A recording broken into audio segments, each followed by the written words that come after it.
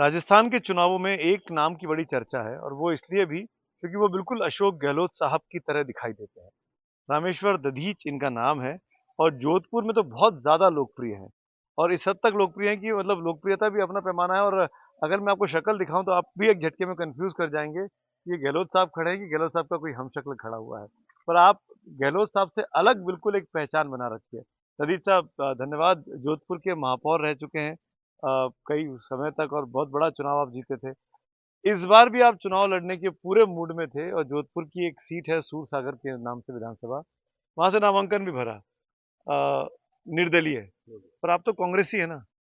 Congress party ने मुझे ticket नहीं दिया था। तो टिकट से पहले पूरे जोधपुर में, एक जोधपुर शहर ही नहीं, पूरे डिवीज़न में एक एक हवा बनी थी पब्लिक की। सबका ये था कि सूरसागर से रामेश्वर बीच हो। ये मेरा कहना, मेरा अहंकार दिखता है, पर ये सच्चाई बता रहा हूँ। जब टिकट हुए तो किसी और को दिया, हुँ। तो उससे पब्लिक में बहुत नाराज़गी हुई और कुछ लोग मेरे यहाँ रा रात तक ये पूरा डेरा डाल के बैठ गए थे कि इसका हमें कुछ करना चाहिए। और मुझे जनता ने ये आदेश दिया कि मैं निर्दलीय चुनाव लड़ूं। हुँ।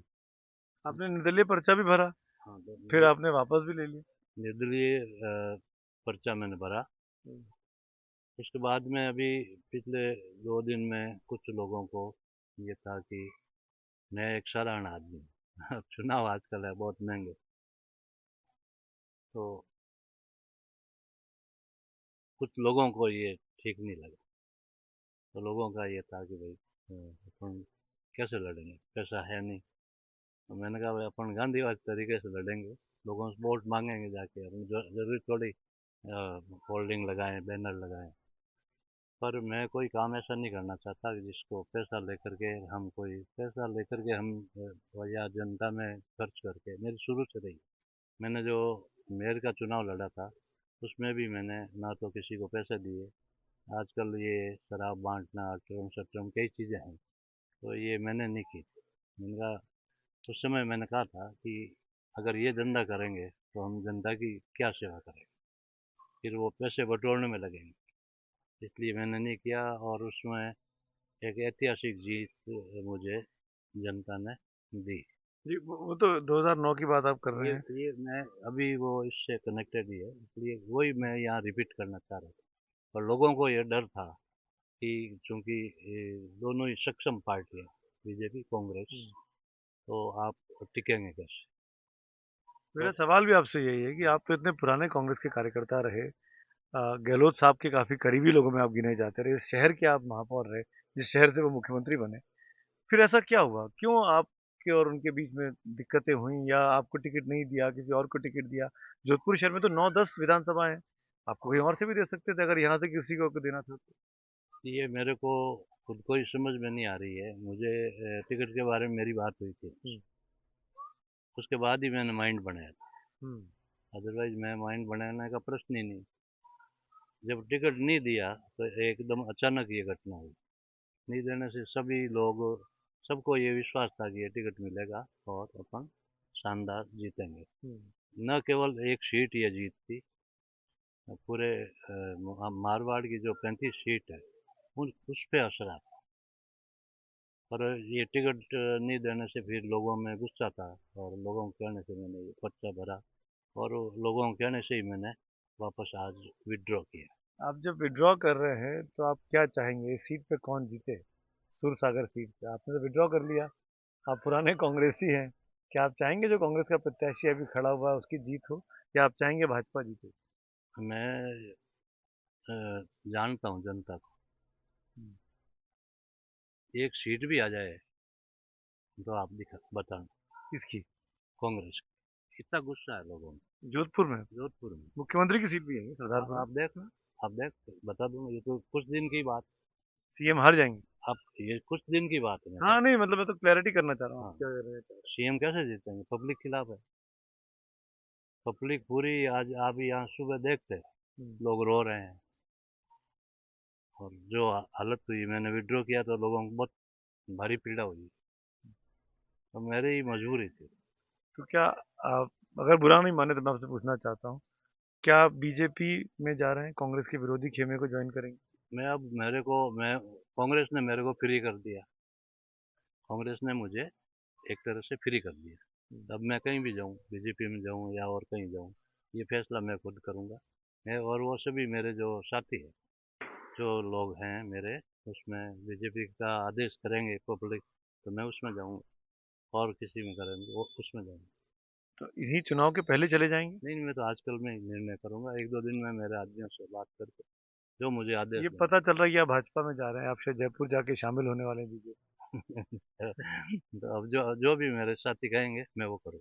अच्छा, तो बीजेपी क्यों? आप तो बीजेपी के खिलाफ पर्चा लड़ रहे थे, चुनाव भर रहे थे, वाई बीजेपी? मैंने लड़ा था।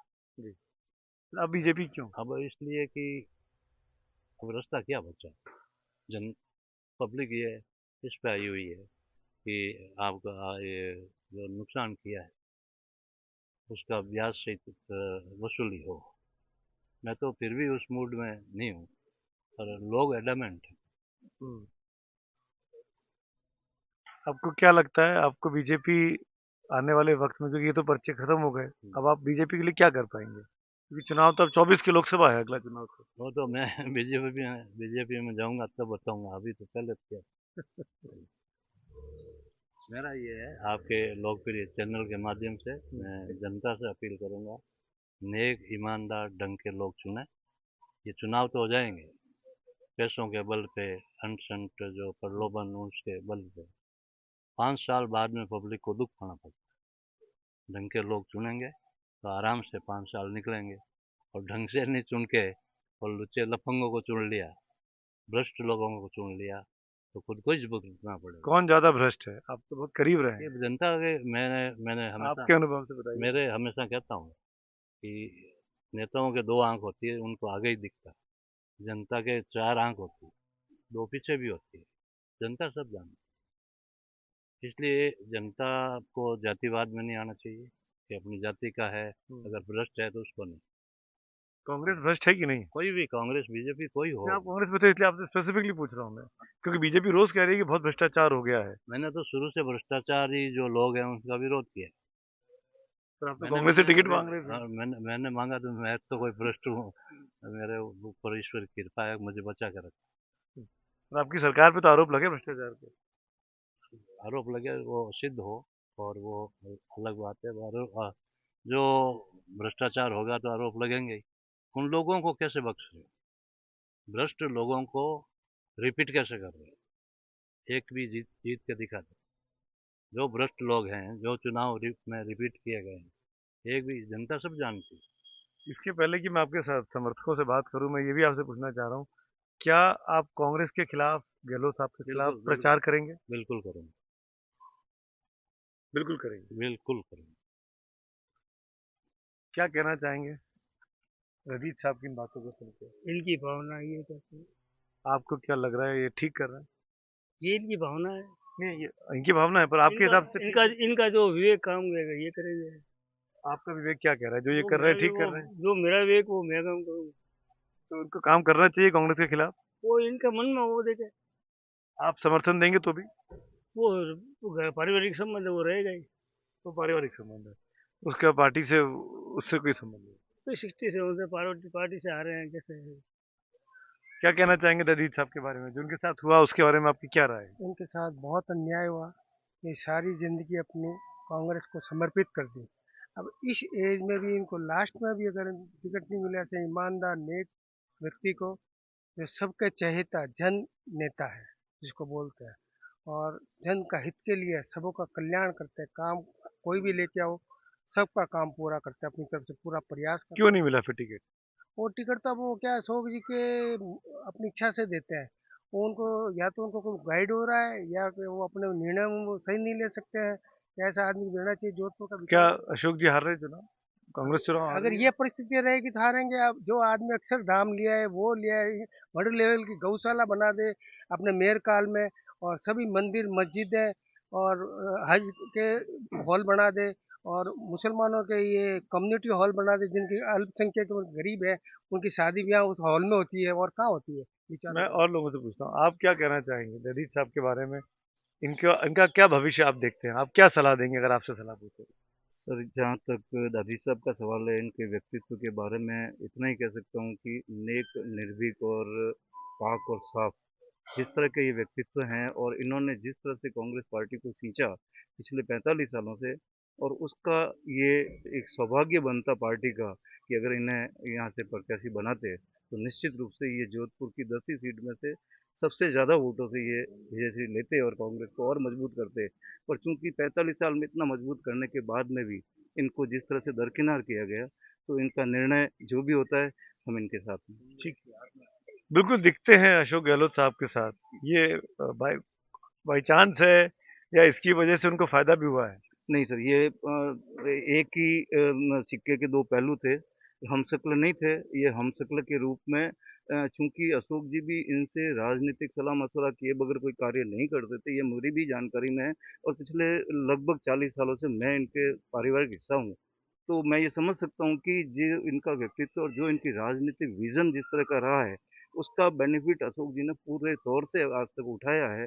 लेकिन जब इनके बेनिफिट की या इनके द्वारा समाज की सेवा करने की या अपने जे क्षेत्र की जो पीड़ा है हुँ। इनके मन में, उनको जो इनको करना था, वो मौका इनके हाथ से चला गया, नहीं दिया। और अब चूँकि अशोक जी भी इस 72 साल की एज हो गई है और आपकी भी एज इस मुकाम पे जो भी निर्णय करते हैं, हमें सर्व से स्वीकार्य है। बहुत ही चुनावी माहौल में इस तरह का सन्नाटा, इस तरह की मायूसी इसीलिए शायद देखने को मिलती है क्योंकि एक व्यक्ति जो चुनाव लड़ने की पूरी तैयारी कर रहा था, जिसने पूरी दम से पार्टी को यहाँ सींचा, उसको टिकट नहीं मिला। और ये तो खैर टिकट नहीं मिला तो उसके बाद अब इतने मन में गुस्सा है लोगों के, इतनी खीज है कि अब स्थिति ये है कि वो कांग्रेस के जो विरोधी हैं, मतलब भारतीय जनता पार्टी, उसके पक्ष में भी बोल रहे हैं और कांग्रेस के खिलाफ प्रचार करने की बातें कर रहे हैं। तो चुनाव लड़ना और चुनाव को मैनेज करना दोनों चीज़ें इम्पोर्टेंट होती हैं चुनावी वक़्त में और ऐसे वक़्त में जब चुनाव सर पर खड़े हैं, तो रामेश्वर दधीच साहब जो कि जोधपुर की एक लोकप्रिय शख्सियत रहे हैं, यहाँ के मेयर रहे हैं, बड़े पॉपुलर मेयर रहे, जो कि अशोक गहलोत के बहुत करीबी माने जाते रहे। अशोक गहलोत जैसे दिखते भी हैं, मैं उसमें कोई आपके सामने आप कैमरे पे उनको देख सकते हैं और इन तमाम ख़ासियतों और खूबियत के बावजूद भी अगर इनको इम्पोर्टेंस नहीं मिली, किसी और को टिकट मिला, तो आप समझ सकते हैं कि मन कितना खट्टा हो जाता है और ये जो कड़वाहट है, ये जो खट्टापन है, ये चुनाव के नतीजों में भी देखने को कई बार मिल जाता है। अपने सहयोगी अरुण हर्ष और विजय ज़ेवियर के साथ मैं सुमित अवस्थी, सूरसागर सीट, जोधपुर जिले से एनडीटीवी के लिए।